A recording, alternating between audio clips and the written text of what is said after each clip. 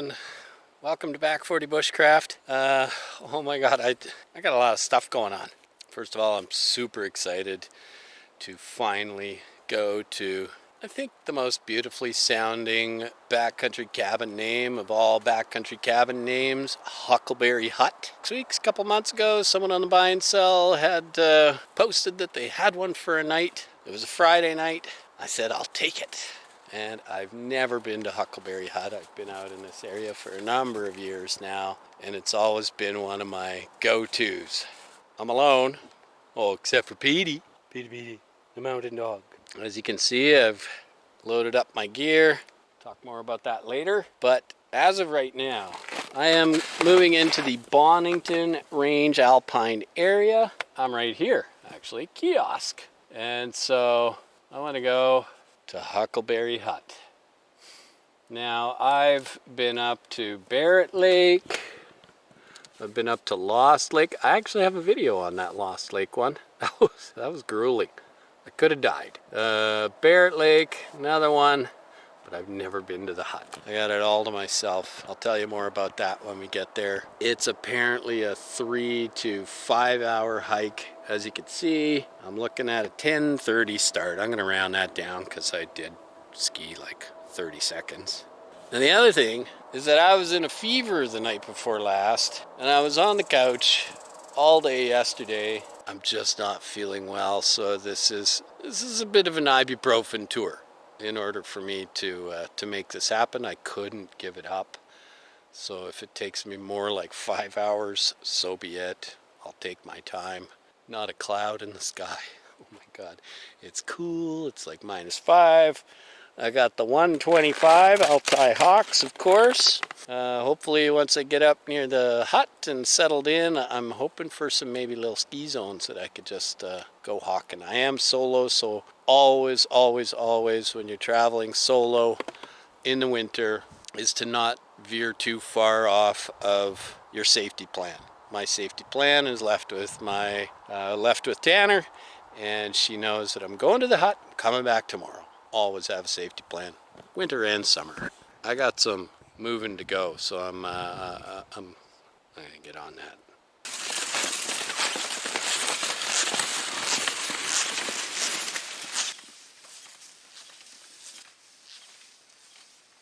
That junction there is my first 3-kilometer mark. It took about an hour. Not really messing around. A couple of adjustments here and there. So I've got another 3 kilometers before the next junction, and that's when we start breaking off towards Huckleberry Hut.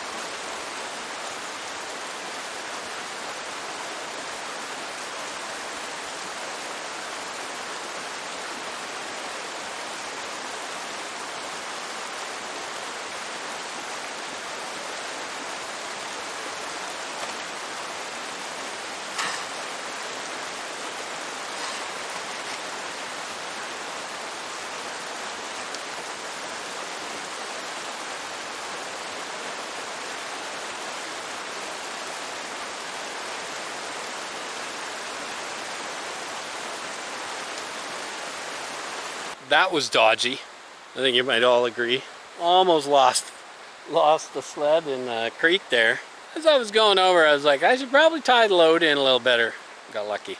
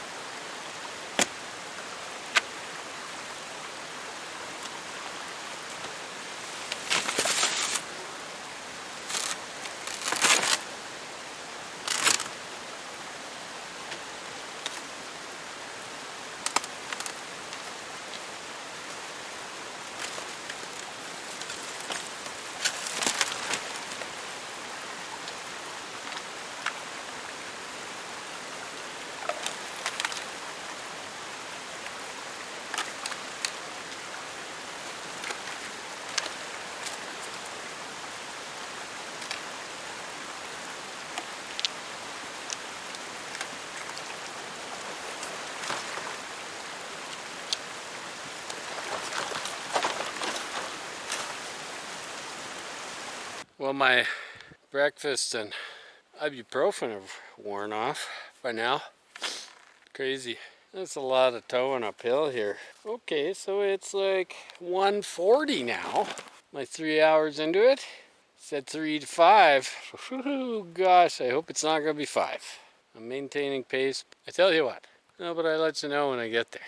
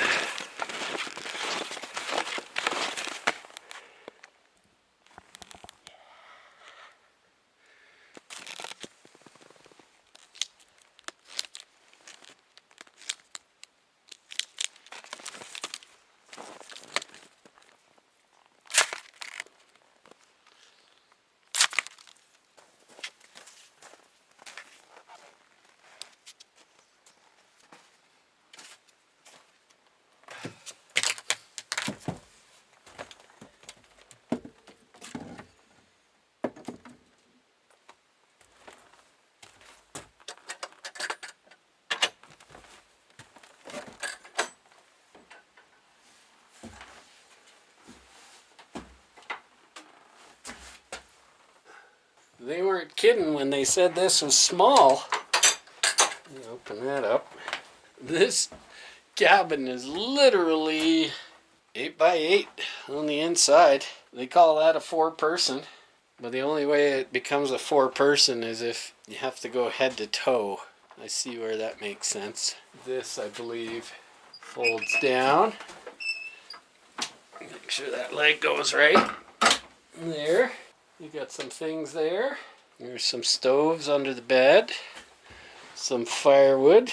Make sure we get that fire going a little later. Got a stocked woodshed. Oh, here's where the office is. Morning office. Love it. No roof. I don't think it's snowing tonight, so that should be okay. Check it out. Huckleberry Hut. I have some details on this hut. I'm gonna make sure I'm getting it right. I have it written down there, so I'll take another that. But I think for the time being, I'm going to just bring my things in, get set up.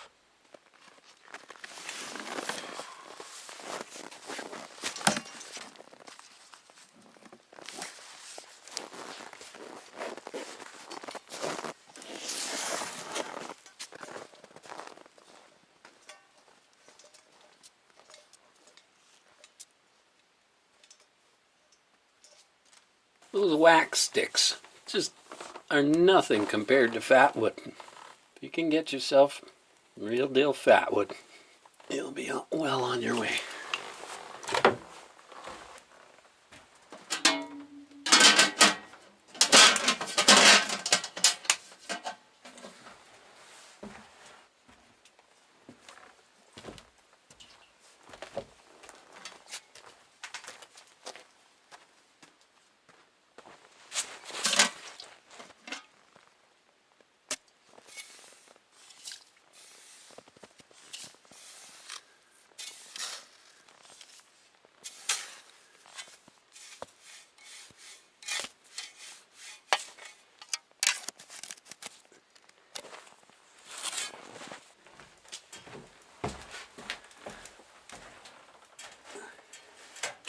Yeah, I'm calling this my first aid kit. You might think it's something different.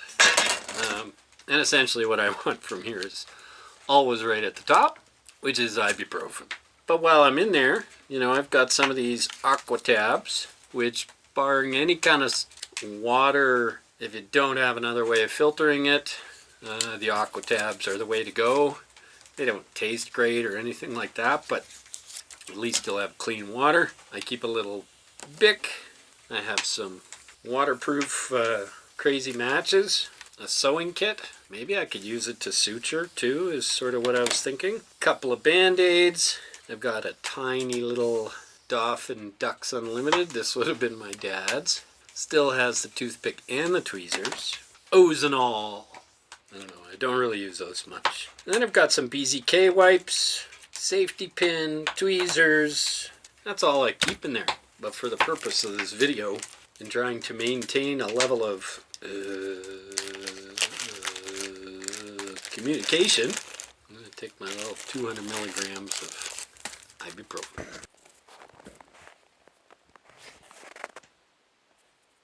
Super cool. You see the ice glaciating off the roof.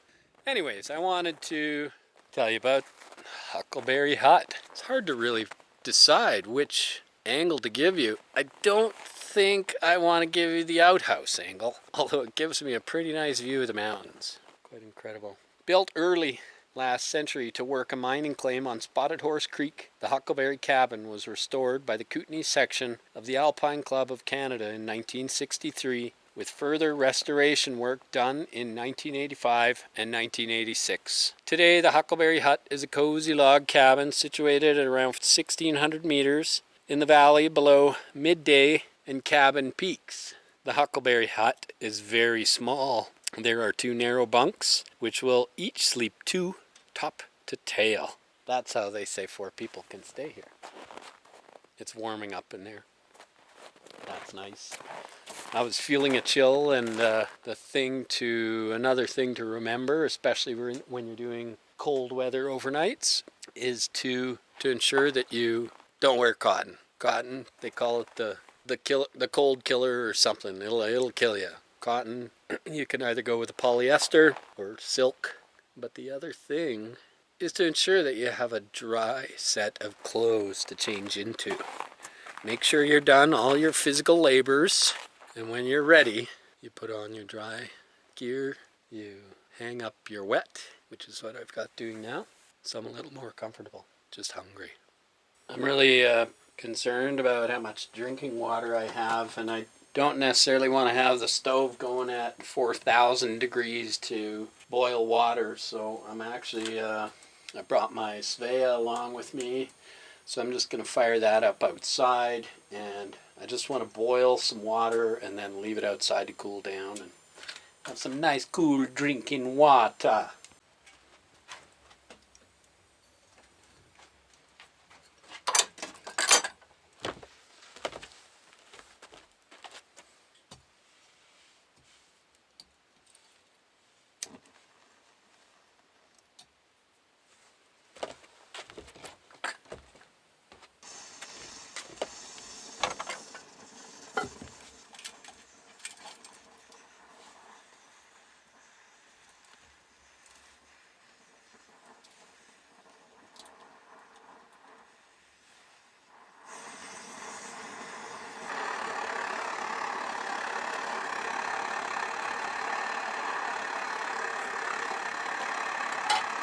That won't take long. You know, in truth, the website, Kootenay Mountaineering Club, they clearly state that they have the pots and pans and all that cutlery for 4 people. They said all you need to bring is your kind of thermarest, your mat, sleeping mat, and a sleeping bag. They weren't kidding. I didn't bring a propane canister because that's not really my thing. So I brought the Svea.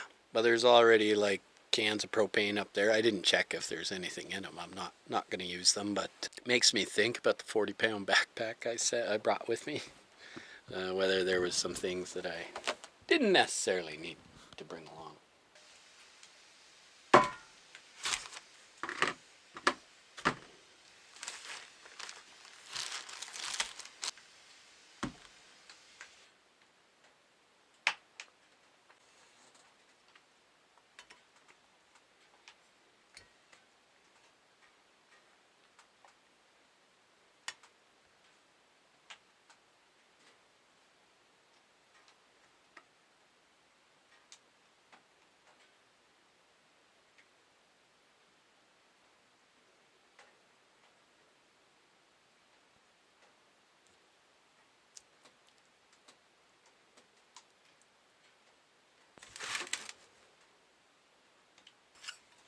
I've got a cup of tea and a marginally good book that I'm going to watch. So I'm going to read, and then that'll be it for the night. So I'll take my leave. until then.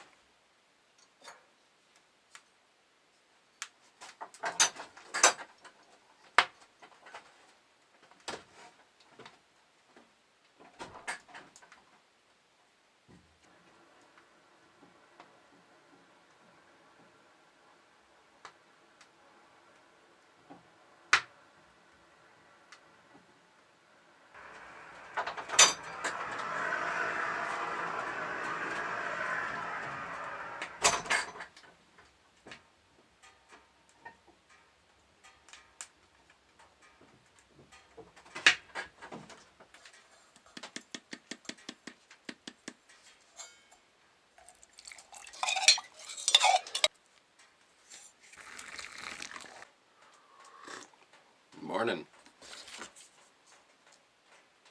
Welcome. Well, that's definitely one of the easier nights of camping I've done in quite a long time. Now the trick on wood stoves like this, where there's no seal, it's not airtight, so it just burns hard. I found some nice rounds in the woodshed, so I put the rounds in. They kind of burnt and smoldered for quite a long time. But the other thing to do when you know that it's going to be like that and you don't want to wake up and it's super cold is actually just dress really lightly. I wore just like a t-shirt and underwear, short underwear, and then I'd notice feeling a little cool, so I'd pop up, stick another log in there. So it was just like a perfectly warm night, other than still just feeling awful, settling into my throat a little more. That could maybe be because it was 4,000 degrees at a couple points in here last night. But that's another just stunner of a beautiful sunny day. So I'm not gonna muck around too much. It's like 8:30 now, so I'm gonna maybe see about a simple breakfast and then get packed up and start heading back out.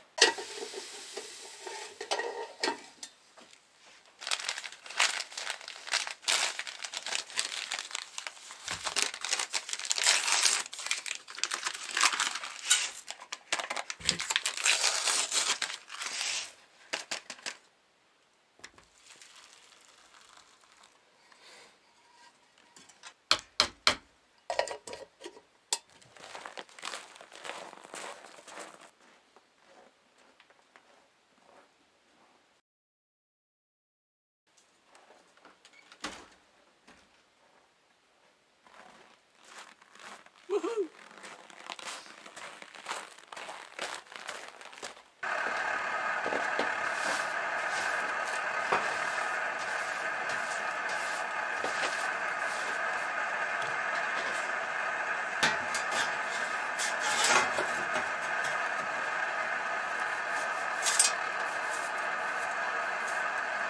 Always remember to clean up after yourself in these locations. Do what you can to leave it better than what you got out of it. Sharpened up some knives. I'm going to cut a bit more wood, make sure some's chopped and ready to go.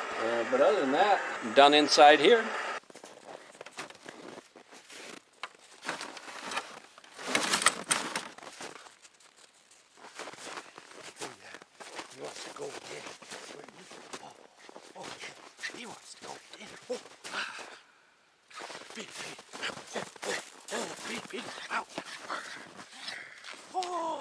Want to go again?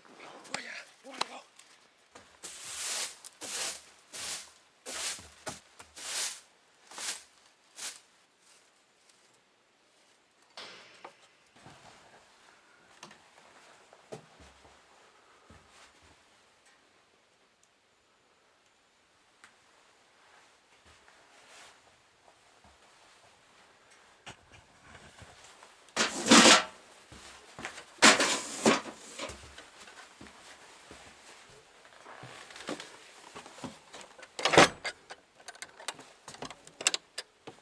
Okay, so I'm all wrapped up here.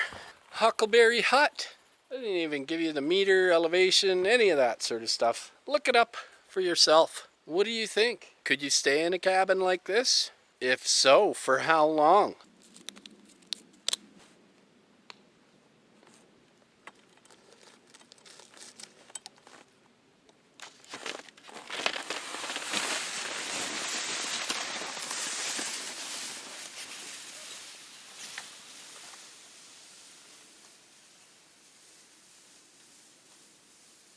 I gotta hand it to the snow goers, snowmobile club, and you know, there's ATV clubs and those kind of things. You know, they keep these accessible.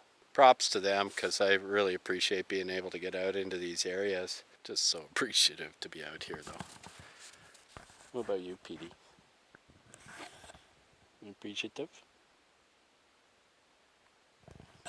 Yeah, I think he is.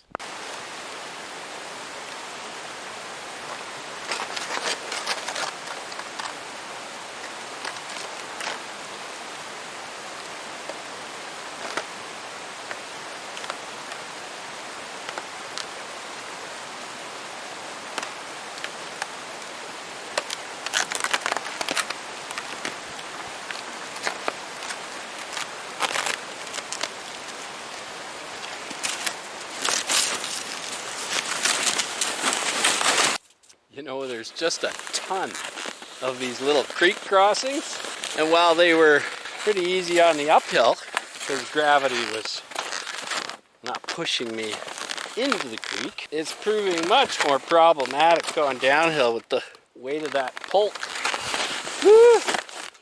throwing me around. So just to add a little to the overall entertaining trip out.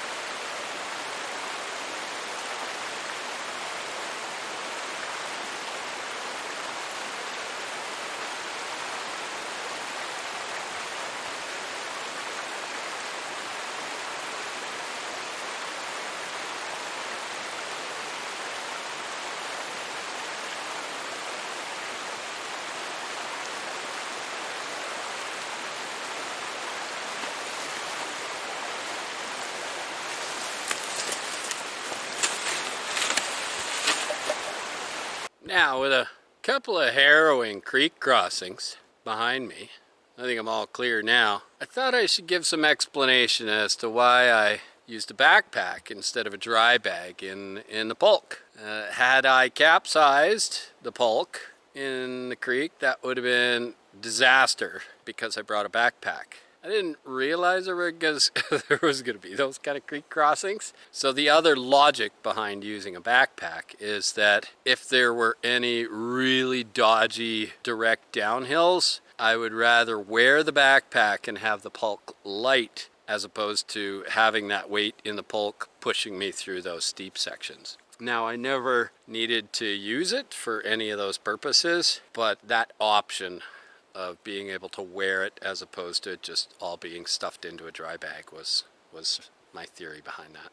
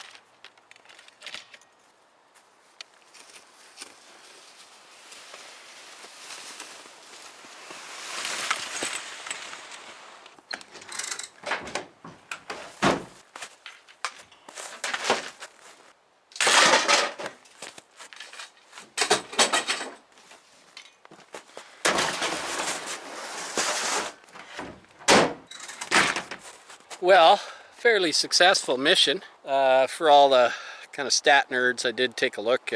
So there was an elevation of 1,033 meters, so that would actually work out to about 3,100 feet of elevation gain, and 16.5 kilometers round trip, so maybe about 10 miles.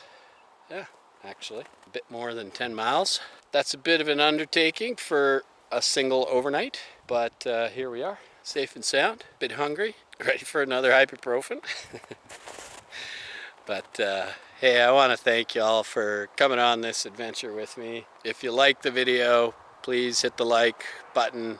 If you haven't subscribed, I'd appreciate it. And share, you know, if you know anybody that likes going to backcountry ski huts, maybe they'd like to see this one. Can you think of a better name for a hut than Huckleberry Hut? I'd like to know.